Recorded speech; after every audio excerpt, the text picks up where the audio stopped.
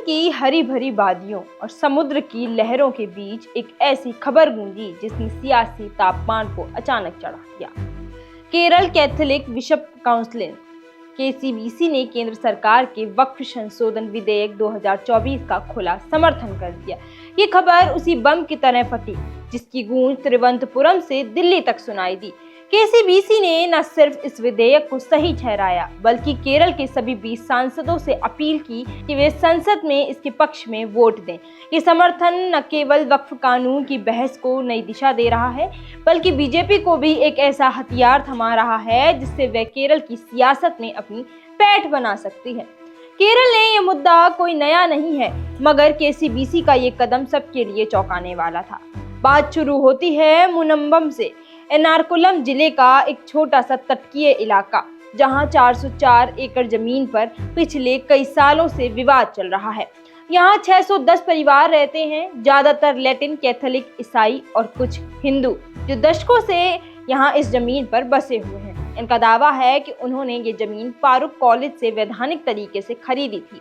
College कहता है कि उसे ये जमीन तोहफे में मिली थी, मगर केरल स्टेट वक्फ बोर्ड ने इस पर अपना हक जताया और इन परिवारों को बेदखली का नोटिस थमा दिया। यहीं से शुरू हुई ये जंग जो अब संसद तक पहुंच चुकी है।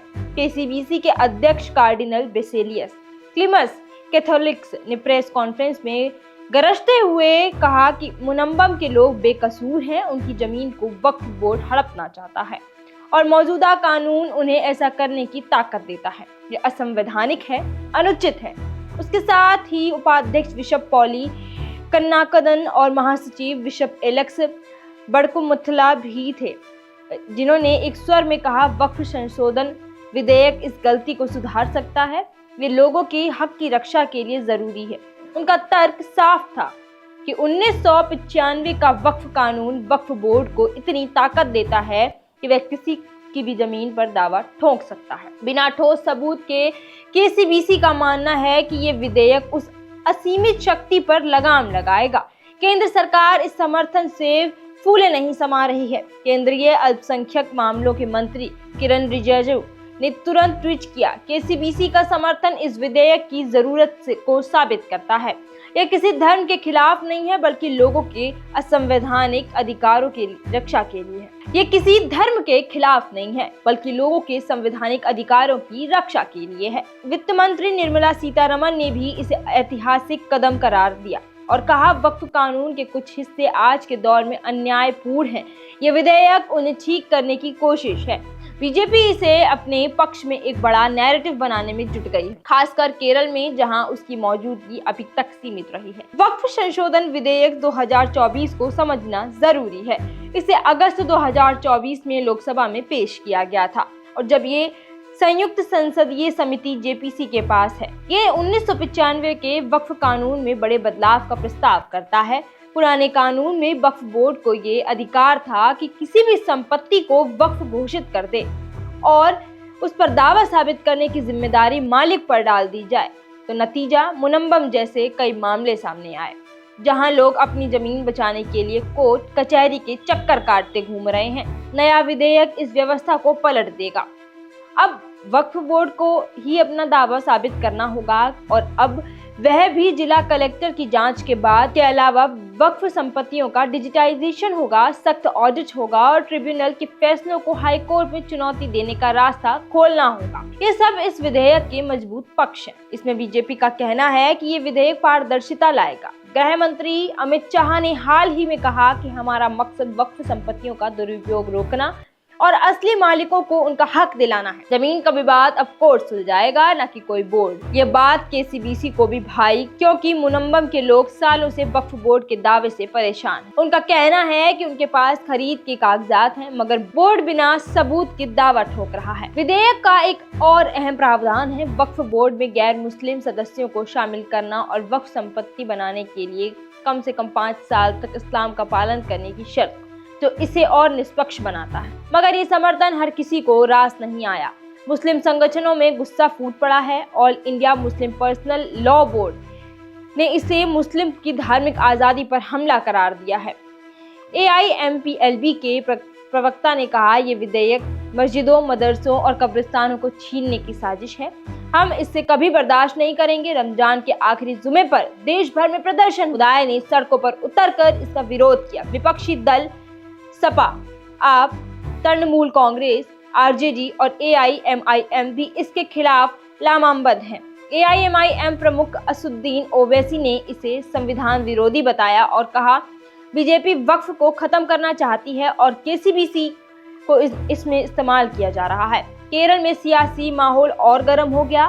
सीपीआईएम और कांग्रेस लीड यूडीएफ ने शुरू में मुनम्बम के निवासियों का साथ दिया था। अक्टूबर 2024 में केरल की विधानसभा में सर्वसम्मति से विधेयक के खिलाफ प्रस्ताव पारित किया गया था, जिसमें इसे संघीय ढांचे और धर्मनिरपेक्षता के खिलाफ बताया गया था।